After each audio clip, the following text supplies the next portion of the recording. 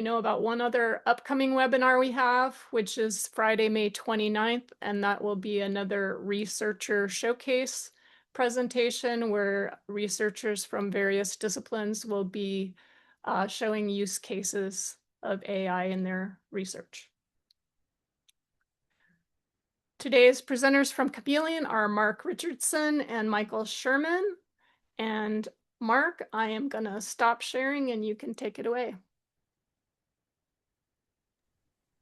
All right, thank you so much, Casey and Jason and Alana and everyone at the NAIRR pilot community for inviting us to present today. My name is Mark Richardson. I'm joined by my colleague, Michael Sherman, who's a research software engineer.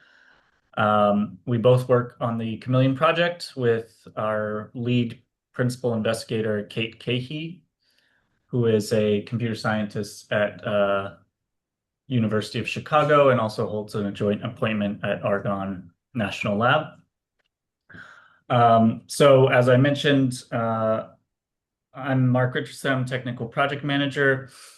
Today, my colleague Mike and I are going to be going over basically the high level getting started with Chameleon, going through all the features and capabilities that may be of interest to the folks who are joining us today. So I'm going to take kind of the first 30 minutes of the session to go through the basics of using bare metal instances on Chameleon. And then Mike will be spending the last 15 minutes or so going through the Chiat Edge platform, which is what provides edge hardware capabilities alongside our bare metal and virtual machines. So we're going to be really kind of scratching the surface of everything that Chameleon has to offer here. But I would highly encourage you to go and explore it yourself. There's a ton of features available to everyone through Chameleon. It's very difficult to cover all of it in depth in one session. So as I said, we'll be kind of highlighting the most important things. And if you have any questions or follow-up, I can share my email at the end so that you can reach out to us if you have more questions. So let's go ahead and get started. What is Chameleon other than a type of reptile that lives in the jungle? So to us, Chameleon is a large-scale edge-to-cloud testbed or platform. And we kind of list off quite an impressive amount of diversity and scale in our hardware. So we have 3 supercomputing data centers based at University of Chicago, TAC, and NCAR. These are all connected by 100G gigabit network. And then we also have, as I mentioned earlier, our Chiat Edge network or platform, which is also connected to these sites as well. We have an incredible diversity of hardware, FPGAs, GPUs, storage hardware, edge devices, a lot of kind of regular CPU compute nodes. And this is all available for users to reserve and then work with on the testbed on the system. So we are packaged in Chiatabox, so we do have other associate sites that have themselves deployed Chi infrastructure, Chameleon infrastructure at their own sites. This includes Northwestern and NRP. So if you are a Chameleon user, you can also access these associate sites as well. One of the main kind of features of Chameleon is we're very adaptable. We like to create a system that can be configured based on your own needs. So one major component of this is bare metal reconfigurability and isolation. So we have the ability to reserve nodes as bare metal. This gives you full access to the node as if you were the one who set up the node. You have kernel access, root access, and this is really essential for performing certain performance studies or measuring power on a node while you're doing other workloads, things like that. We also have KVM Cloud, so virtual machines, so you can launch virtual instances. And then we have containers that you can launch on the edge devices at G8 Edge. This is all based on mainstream open source uh, services. So we are very proud to have leveraged OpenStack and essentially taken what OpenStack has developed and built on top of it, particular features that serve researchers and educators. So a lot of what we're going to cover today may look familiar if you've ever used an OpenStack site. And a lot of the capabilities on Chameleon are pulled through from OpenStack. So if you want to do some more advanced stuff, OpenStack is also a good place to kind of look for information. And then finally, just mention, we have Jupyter, a Jupyter interface, so you can integrate your experiments into a notebook that then has authorization to run on the system. And I'll give it a little bit of example of that later on. Trovy is our experiment sharing and discovery repository. So if you package up, could be anything really, an image, could be some kind of heat template, or it could just be like a Jupyter notebook or a GitHub repo. But essentially, all of these artifacts can be packaged up and shared on Trovy. Other people can browse Trovy, find your artifacts, and launch them on this testbed as well. And this is all done with very minimal amount of friction. So that's really great for reproducibility. Chameleon Day Pass is a way for you to share access to your artifacts to folks who may not have an active project on Chameleon. So this can be nice for, sharing something with a colleague that maybe hasn't used Chameleon before, but they would still like to run your artifact. Day Pass allows you to do that. And these features really emphasize the reproducibility and educational components of Chameleon that are really built into the system. Just a quick overview of some of the impacts we've had since our initial launch in 2014. To date, we've served over 14,000 users working across 13,000 projects, or sorry, 1,300 projects. And we've tracked the publications from these projects and have found over 1,000 papers have been published with the use of Chameleon. So now we can get into some of the fun parts. So the first important part here is how to get access to the testbed. This is probably the easiest step here. You're just going to basically link your institutional account to Chameleon. So we do this through a federated login. This is provided by Globus Auth. So this is great because basically anyone can create a free user account on Chameleon.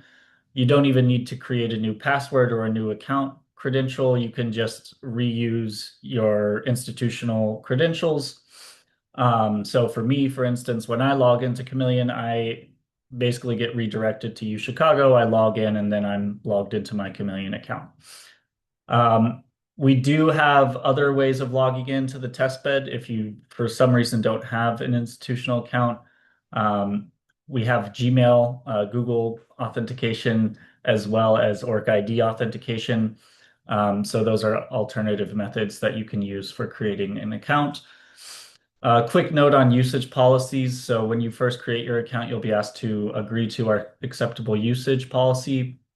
And this is fairly standard. It basically says, use of the system for anything outside of research, education, or emergent applications is prohibited. So we don't support any commercial use of Chameleon. We detailed security best practices there, so be sure to look at those and make sure you follow those when you're running experiments. And then, yeah, as I already said, there's no commercial or obviously illegal use allowed on Chameleon. So once you've created your account, The other first step you'll want to do is either create or join a project. If you are a faculty member or you hold some kind of supervisory research position, or you're an educator, you are going to be eligible for what we call PI status, principal investigator status on the testbed. You can request this through your user account after you've created it. And it usually takes about a business day to review your request. But as long as you're a researcher, you're not a student, you should be eligible. And once you get PI status, you can then request projects on the system itself. And creating project is essentially giving us a title, an abstract, some kind of justification for why you need to access the testbed for your research or education, and then a few other kind of details about the project. Once you've submitted that, that gets reviewed by another member of our team. And then once your project's approved, you'll then have full access to all the hardware. So you'll be able to actually start working with the system resources. If you are not PI eligible, it doesn't mean you cannot use the platform. It just means that you are unable to create a project yourself. So for instance, if you're a PhD student doing research and you want to use Chameleon, this comes up a lot. We have PhD students request PI status. We have to reject them because they're not professors or faculty. In those cases, what we tell people to do is talk to their advisors or some faculty member and ask them to create a project for the student. So just highlighting this because it can be a little confusing. But PI status only gives you the ability to create projects. It's not necessary if you just want to do something on the system. However, you will still need to be added to a project, so that will be something to figure out. And then real quick, I'll just mention some of our resources for getting started. So we do have a literal getting started guide in our documentation at this link here. We also have a lot of learning resources on the portal itself. So these include tips and tricks blogs that explain how to do certain things on the testbed, user experiment interviews. So these are blogs that cover, previous users' experiences on the testbed and details the research they've done, how they did it on Chameleon. So this can be useful for generating ideas or looking at what other people have done and trying to adapt it.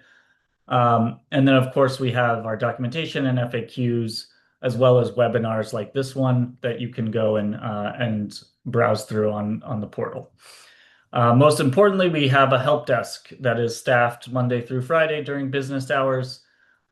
We almost always have someone monitoring this help desk. So if you send a question there, you should get an answer back pretty quickly. And we do our best to try and support our users through this channel. We also have a forum that you can use for more kind of casual questions or non-urgent questions. These are open to the entire community, so you can even have chats with other users about certain things in the forums. And then we also just previewed a new AI Docs assistant. So this is just kind of a basic RAG system. We've indexed Chameleon documentation, including some of the blog, the main documentation, and the Python chi reference, which I'll get into a little bit later. These are basically, just ways for users to ask questions and get back hopefully accurate answers that are sourced from actual documentation.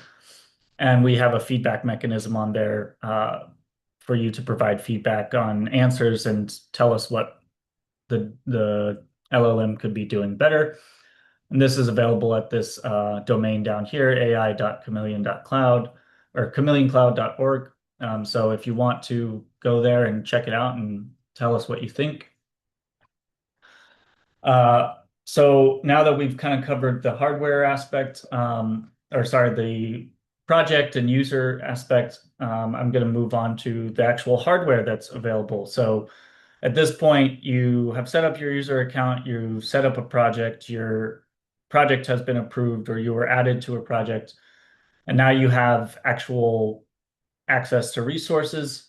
So what kind of resources do you have access to? Well, this slide is just kind of laying out all of the sites that we have and briefly kind of mentioning the diversity of hardware at all these sites. As I said, our initial two main sites are at U Chicago and TAC. We just added a new site at NCAR. This one, I think we just added 40 Zen 5 Grado nodes. And then we also have some Thunder AMD nodes that are already set up there as well. So this is really exciting. Basically added a lot of new capacity to the system, and there's tons of resources available at the new site. So it's a really good place to start exploring if you're new to Chameleon. And the other sites, you can see here, we have a lot of, as I said, CPUs, GPUs, and then other specialized hardware. We also have disaggregated hardware, so Liquid and GigIO hardware. These are available. Actually, GigIO is available at both UC and TAC. Liquid, I believe, is just at TAC.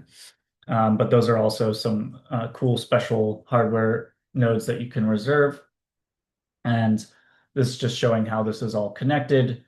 We do have storage available to users to utilize, and then this network connecting everything to each other. So how do you actually see this hardware on the portal or browse through it yourself? Well, this is where we have what we call the hardware catalog. I'm just going to pop over to the Chameleon portal page real quick to show this. So here you can see the main portal page. Over here, you can see my user account. I'm logged in here. If I go to the dashboard, this is going to show me an overview of my active projects. So as I mentioned, you need to have a project here.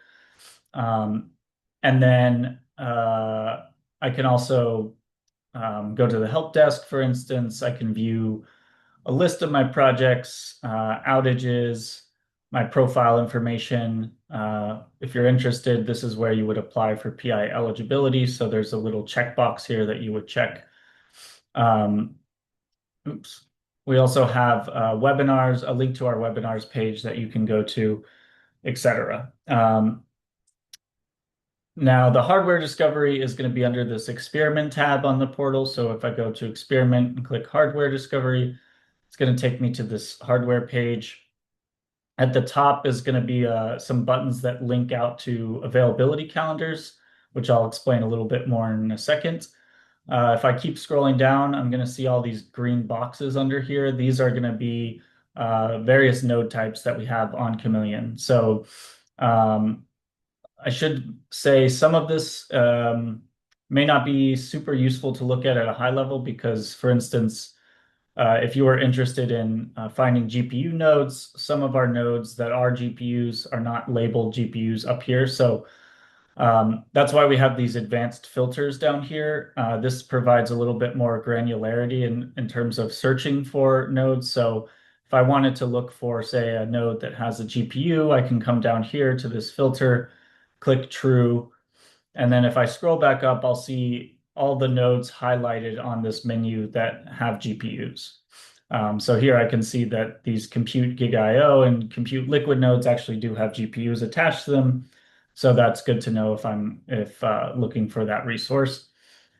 And then if I see a node that I'm interested in, I can click on it here and then scroll down. Oh, let me just pull this up. Scroll down to this view button, click view, and this will give me a detailed view of the hardware that is available. So that's kind of the overview of the hardware catalog. You may notice that there's not really any information on those pages about what hardware is available and when. So that's where the availability calendar comes in. And this is very important because all Chameleon resources require a reservation to use. So this includes bare metal, virtualized, anything that you're going to launch on Chameleon, you'll have to make some reservation first. And that's where the availability calendar comes in because you'll be able to view this calendar, see which hosts are reserved currently and which ones are open so that you can make the right choice about which node to use and actually get one that's available. These are advanced, so you can either make reservations for the future. You can also have a reservation start immediately, in which case it's basically just an on-demand reservation. But those are both options through the interface. So if I go back to my resource browser here, there's a cool way to kind of shortcut to this calendar from the hardware page. I can click on this view host calendar here. So I'm already looking at A100 PCIe nodes. If I click this view host calendar, this is going to take me to the host calendar for this particular node. And once it loads, we'll be able to see the actual availability. So this is going to show you pretty much the availability for the next 7 days. I can zoom out a little bit more by clicking on this 30-day button. See this node type's already selected for me here. So this gives me a good sense of if I wanted to reserve this host, maybe this one looks like I could maybe get a few hours of time here, maybe here. Or if I want to reserve for longer, I would probably look out here and make a reservation for some time then. So these are, of course, some of our most popular nodes. Not all of our nodes are going to be completely booked out at any given time. However, it is important to note that if you are looking to use something like, a fancy, relatively newish GPU model, just be aware that you're probably going to have to make a reservation pretty far in advance for that. So you'll have to plan ahead. But this is great because basically allows us to see what nodes are available and when, and then we can actually go ahead and click on these buttons over here and reserve those nodes.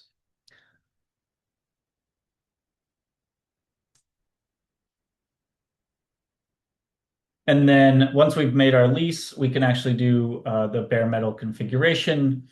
And let me just show that real quick here. So here we have the lease calendar. This is showing this NC50 node, which is probably really small right now, but so there's this node name here. I can see that there's no active reservation on this node right now. And so that means that it's available. I can click it and reserve it.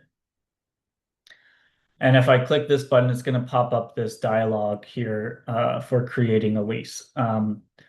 Just not to confuse people too much, but you can also do this through another route, which is if you don't want to go to the hardware discovery, you just want to go straight to a site, you can go back to experiment and click on one of these OpenStack sites here.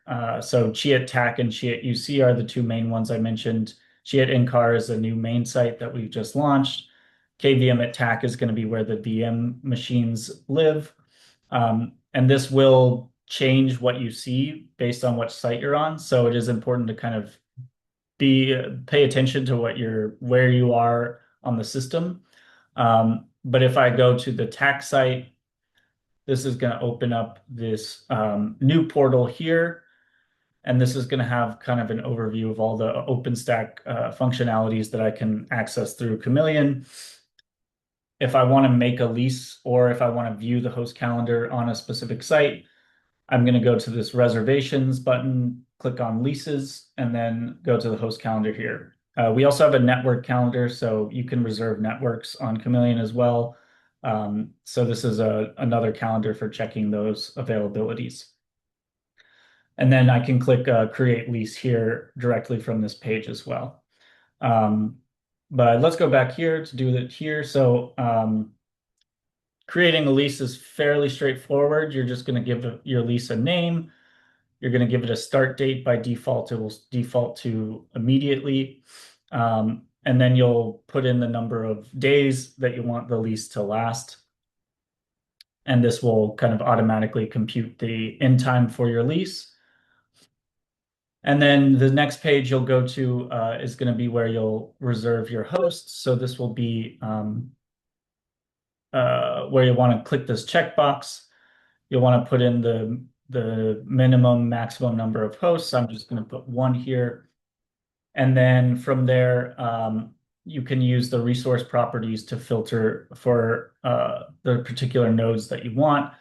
Here, because I clicked specifically on this empty node on the availability calendar, it's already pre-filled this node here for me. So that's great. That's a really useful feature. However, if I wanted to just more generically look for a particular node type, I could also use the node type property and look for, I'm not sure what we were looking at. Skylake, was it? Yeah. So I can also just filter for the node type, and then what the system will do in that case is it will just look for the first available lease, and then it will, or first available node of this type, and then it will give me that node. So this works pretty well if you don't really care about which node it is. If you do have a very specific concern about, I need to get this exact same node, then you'll want to use the node name to specify that. So if I click next here, I'll be taken to the networks page, which again is where I can reserve a network as part of the reservation. Very important also to reserve a floating IP address. This is what will allow you to actually connect to your instance publicly. And then once you've filled this out, you can go ahead and click create. And this will start working on the creating the lease. If I go back to this lease page here, the overview page, then, oh, I'm on the wrong site.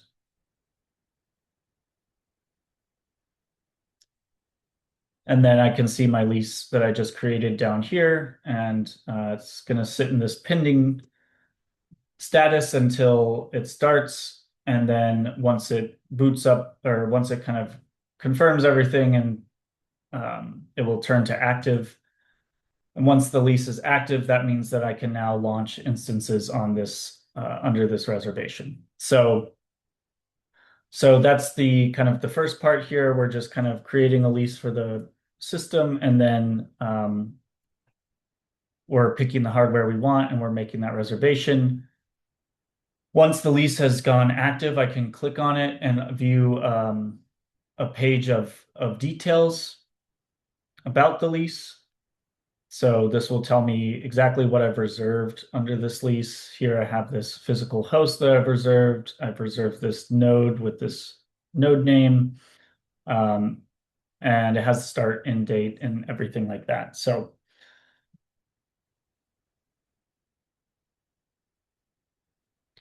now we've kind of gone through the lease part, the configuration, which I'll go through in a second.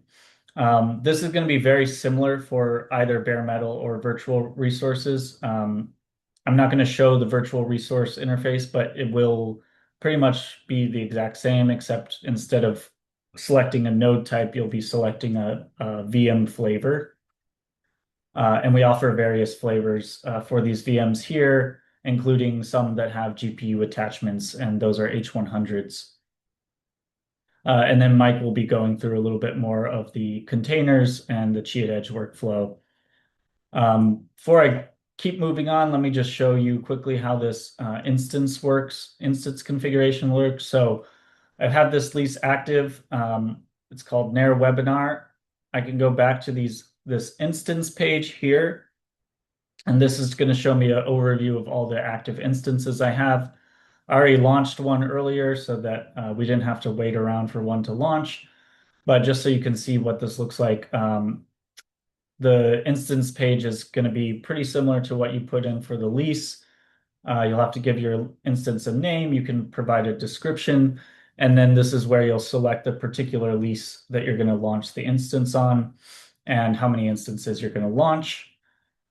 And then you'll pick a source. So this will be your image or orchestration template or whatever you might be using. I'm just going to use one of the standard Chameleon images, this Ubuntu 24. And then I'll click this up arrow and assign it to the instance. And then I'll also add a allocated network. I'll just use the default shared net. And then finally, I'll need to add in a key pair so that I can actually SSH to the instance once it's launched. And then I just click launch here, and this will go ahead and start booting up the instance on my reservation. And here we can see now this test instance is starting up. It tells me what the power state is. I can also see the status of it. So I can see this is, oh, well, it's hitting an error. But anyways, as I said, I already have one running. So now this one here, which I started earlier, if I click on the details page, I can see an overview of the instance, gives me a lot of information. I can look at interfaces, I can check logs, I can also go to the console. I wouldn't necessarily recommend using this, but it is here if you want to try it. And various other things here. The main workflow, of course, will be going to SSH. So now that I've launched this node, I can actually connect to it.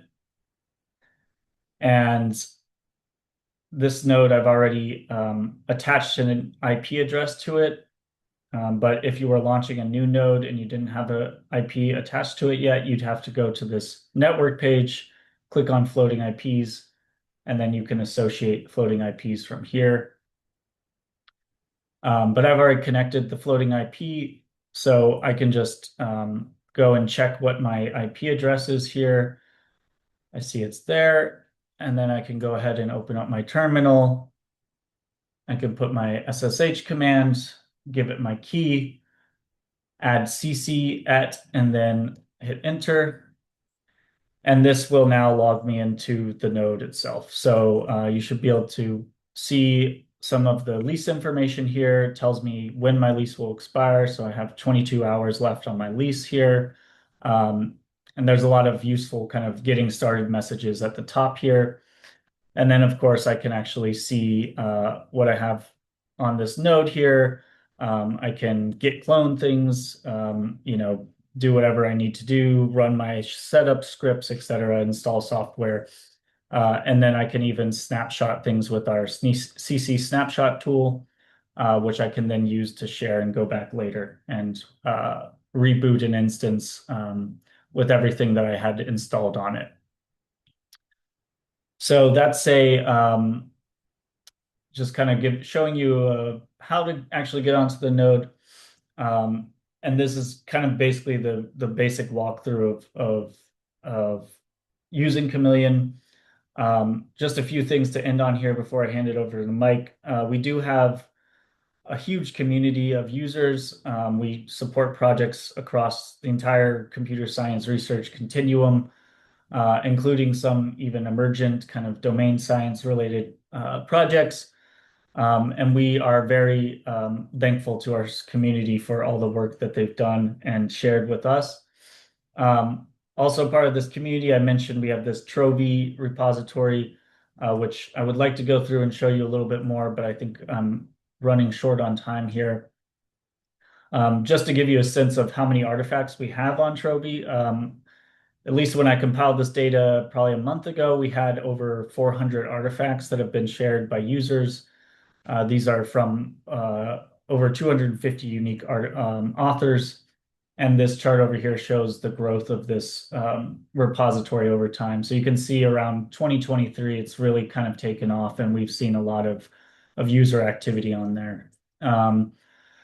Couple of examples of research that folks have done with Chameleon. So first one I'll mention here is a research being done by some folks at Argonne who are looking at energy efficient code and using LLMs to translate code between different programming languages, as well as adding in some kind of analysis of energy optimization.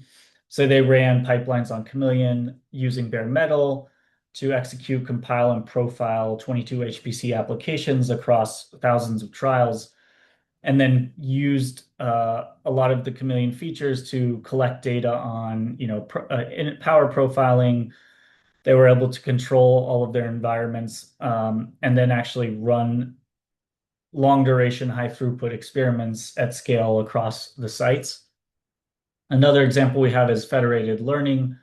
So this is an example involving the Chia Edge testbed. We had a student who deployed 8 Raspberry Pis around the campus with various air quality sensors, and he was simulating FL training across the campus using this kind of testbed that he set up. And then we've also had a lot of educational usage. So ML, machine learning, AI, of course, has really exploded in the last couple of years, and we've seen a huge amount of activity on the testbed related to this. One of the most coolest things that we've had done on the testbed is a class that was taught by Freda Fund at New York University. Brilliant professor, designed huge, large-scale ML ops systems course for Chameleon, had 191 students using the test bed, and pretty much they were working on the test bed every single week, completing assignments, and then they had a big class project at the end. So this graph here just kind of shows the professor's over assessment of various options out there. And so you can see Chameleon has a lot of benefits for education. So last thing I'll just mention is we also support a lot of reproducibility initiatives. One of the biggest ones we've supported recently was the supercomputing 2024 artifact evaluation. We had over 30 authors and reviewers use Chameleon for the artifact evaluation. And the best artifact award in 2024 actually went to a paper produced on Chameleon. So lots of stuff there for reproducibility. And we're continuing to build on these relationships as they come.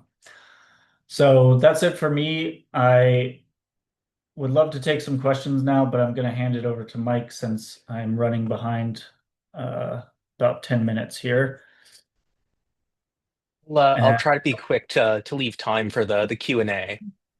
okay, yeah, thanks, Mike. Sorry to cut into your time. It is all good. Let me just get this it's going and get screen shared.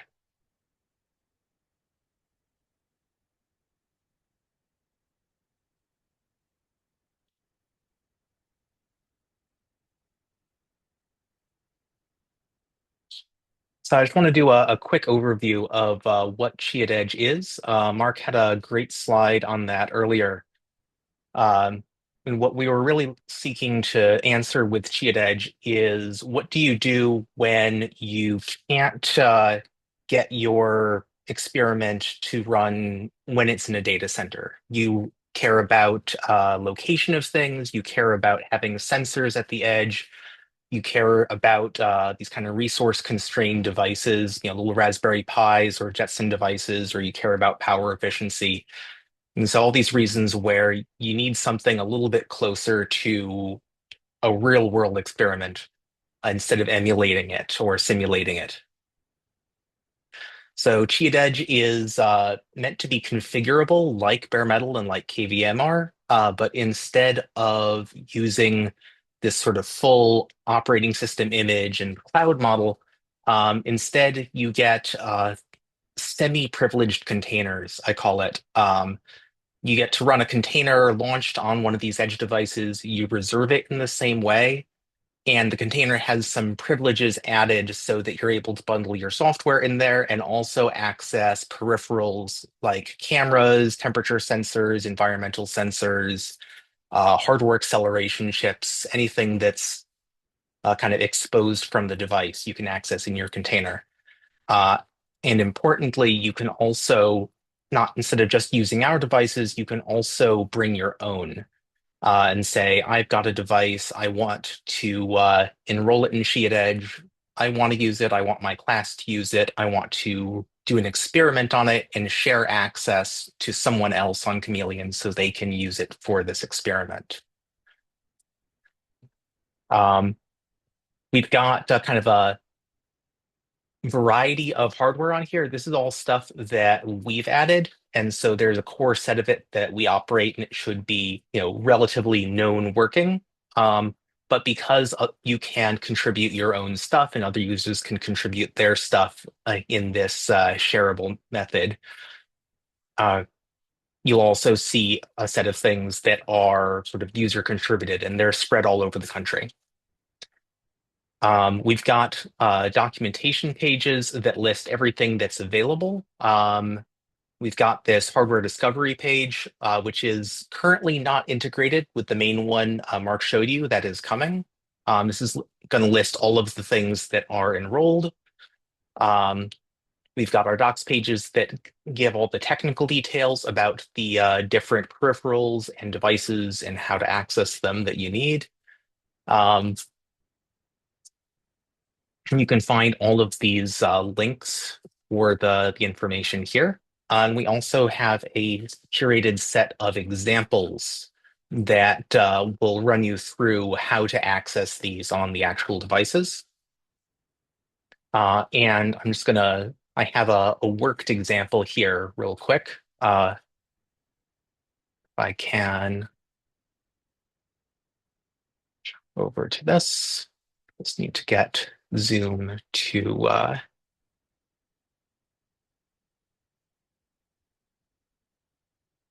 okay.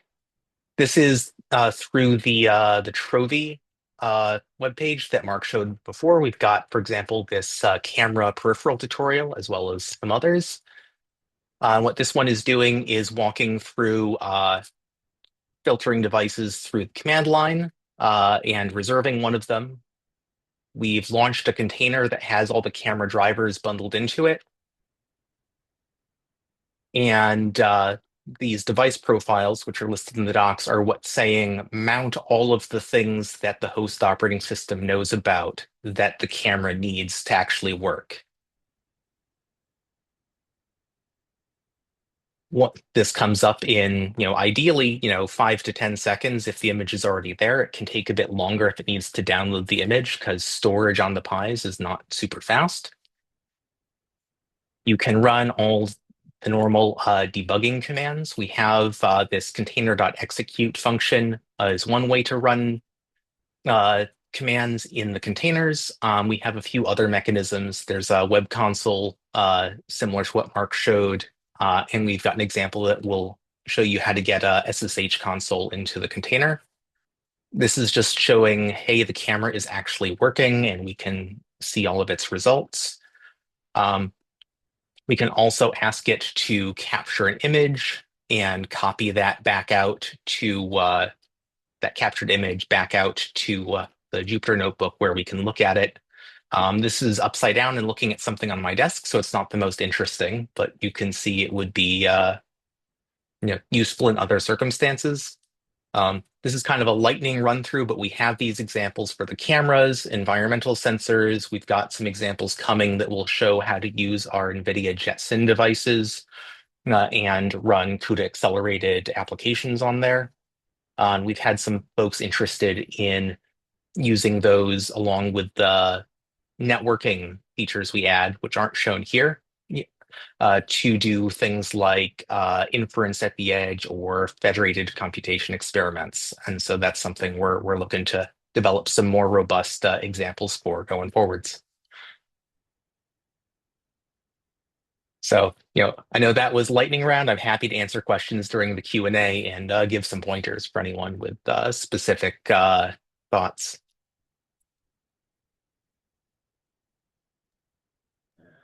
All right, Cool. fantastic. Thank you for the presentation. Really appreciate it. We've had quite a few questions and answers come through the Q&A already and get answered in text, but feel free to drop some more questions in as you go. I'm going to ask a couple questions that came in before the webinar. We're waiting for some more questions to come in. But so the first one is, can this platform be used to run tutorials for a small class, for example, 10 to 15 students? Could it provide shared uniform computing space for teaching how to install and run software? So yeah, I think the answer to that is absolutely yes. That's exactly what Chameleon is built for. You can even go a step further and have your students, actually launch instances on their own. So there's a lot of interactivity available, and that kind of project, education in particular, is spot on in terms of what we like to support for projects. So yeah, that's absolutely a welcome project on the test. Fantastic. Next question I have from beforehand was, I'm going to paraphrase, but I think it basically comes down to, does Chameleon support confidential information? I'll let Mike take that one. Yeah. So what I'll say is it depends what you mean by confidential information. For anything where there's some regulatory aspect, where it's, HIPAA or stuff like that, have not gone through those certification processes, and I would recommend, not doing that since, you'll be subject to whatever. Chameleon is strongly multi-tenant though, and what this means is that all your information is private unless you share it. Nothing is going to be public automatically. That said, if you provision an instance and you leave a bunch of files around and then you give people SSH access to it, they can see it. If you, leave files around in a published artifact, people can see it. If you put stuff in the object storage and share it, people can see it. It's got kind of the same properties as, a public cloud, and the same risks if you misuse it. All right. Let's see. One more. I think you may have covered this a little bit, but if my main need is to get a hold of time on a GPU, how would Chameleon help me with that? Yeah, so that, as I going over earlier in the tutorial, so the big thing there is going to be making plans to reserve the hardware, just checking that there's GPUs available. Chameleon, of course, offers tons of GPUs. The most recent addition we have, I should say too, is H100 nodes. So we just added these nodes to the testbed about a month ago. We have 2 bare metal H100 nodes, as well as virtual machines you can launch with PCI or PCIe pass-through for the H100s as well. So these are other ways you can access GPUs. But yeah, the main thing there I would just say is the GPUs are, of course, very popular, high demand resources. So if you're planning to use them on Chameleon, just plan ahead. You'll want to, make sure you look at this availability calendar and schedule things so that you get enough time with the nodes and can actually do the work that you need to do.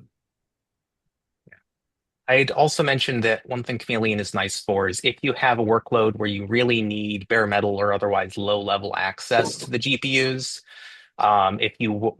these bare metal nodes, if you're customizing a hypervisor, if you're doing kernel customization, if you really want to get to the nitty-gritty low-level access, that's really what we're specialized in. We do have the kind of general access GPUs, especially the KVM ones Mark mentioned. But the focus is much more on this kind of like low-level detailed access. All right, fantastic. Let's see, actually got one more coming in here.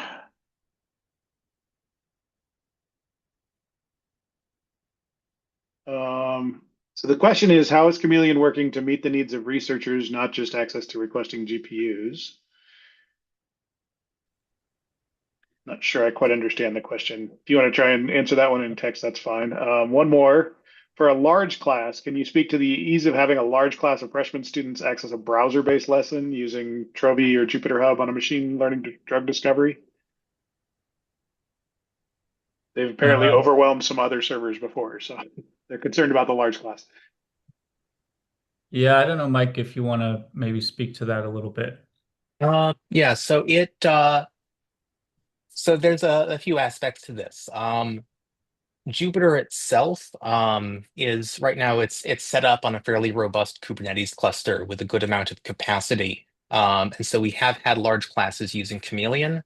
That said, Jupyter Hub, our Jupyter Hub is set up primarily for orchestration. The Jupyter instances you get are pretty small. They're like half a core to 1 core each. And so they're more meant about each student's going to use it to launch VMs, then do stuff on those VMs.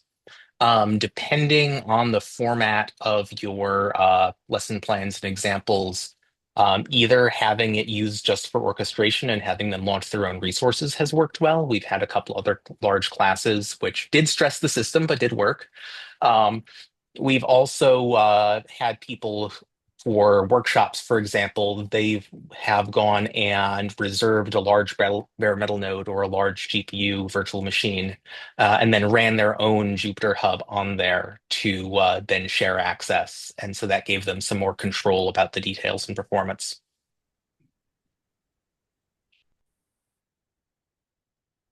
All right, sounds good. Mark, I see you want to answer this one live. So, any instructions for a PI on proposal content template for a GPU allocation request? Yeah, so let me just loop back to that previous question first Okay. about, I'm not sure exactly what the question is asking, but if you're asking like, do we provide more support, or are we more kind of collaborative than just like gatekeeping access to GPUs? The answer is yes. We do provide a lot of support for researchers. We work with a lot of researchers on parts of the testbed to make them better, or to develop features that might meet their needs better. So yeah, we are, obviously we have limits to how much we can do with any particular user, but we tend not to just kind of put all this stuff out there and be like, all right, everyone figure it out yourselves.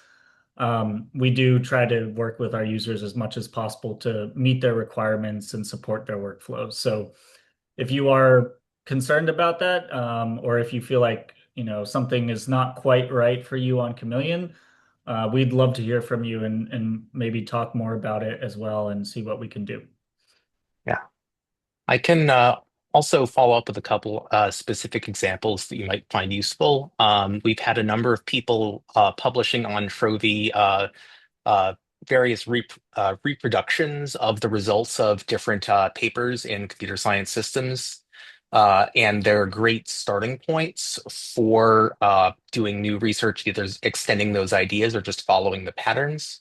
And we also have a lot of blog posts on our website, either highlighting the research and the methods that various Chameleon users used, as well as groups of posts that we've called tips and tricks, which give more info on specific sticking points and approaches. But you know, Yeah. our goal is we're really trying to enable researchers and also enable researchers to kind of help each other. So, building a community for this. Yeah. And then this question about PI proposal content. So yeah, it's a good question. I would say most of the instructions for how to fill out the request for PI eligibility is going to be essentially just based off of your profile. So you don't really get a lot of chance to explain what you're going to do on the test bed in the PI proposal. But if you're going to request a project, that's where you'll have more kind of a template to fill out. It'll, ask you for a title, a project abstract, which, you can basically describe your research problem and what you're doing to address it. And then there'll be a justification section, which will kind of be a place for you to explain a little bit more specifically why you want access to Chameleon or what you're hoping to do with Chameleon. And then we review this, and assuming we don't see a lot of issues with it, we'll approve it. And then once you get approved for that, you'll be able to start working. But generally, as long as you're kind of clearly explaining your research and, thinking a little bit about what it is that, Chameleon is offering that is useful to you and explaining that a little bit, that's usually enough for us to kind of make a determination. I see there's another question here about mechanisms for domain experts to connect, collaborate more easily, for them to find each other. It's an interesting question. I think we try to do some of that through like the forums that we've set up for the portal. So, that there are users who will post in there about certain things that they're doing. And you can kind of look through some of those to find, people with similar interests. The other area I'd say is looking at Trovy as well, because a lot of our users upload their experiments there, and sometimes even like, packaged experiments that they've submitted to artifact evaluations at conferences. So there's some really, serious artifacts that you can look at. The other area I'd say is we have a user blog that details a lot of research users are doing. So you could look through there and see, is there anything that someone's worked on similar to me? And usually we have like their name and stuff, so you can usually like find a way to contact them if you want. Um, the other thing is we also have a mailing list. So, there's ways for you to kind of communicate with the user community as well. But yeah, I think outside of that, we don't have a lot of formal avenues to connect users. But that's a good thing, good question, and something we should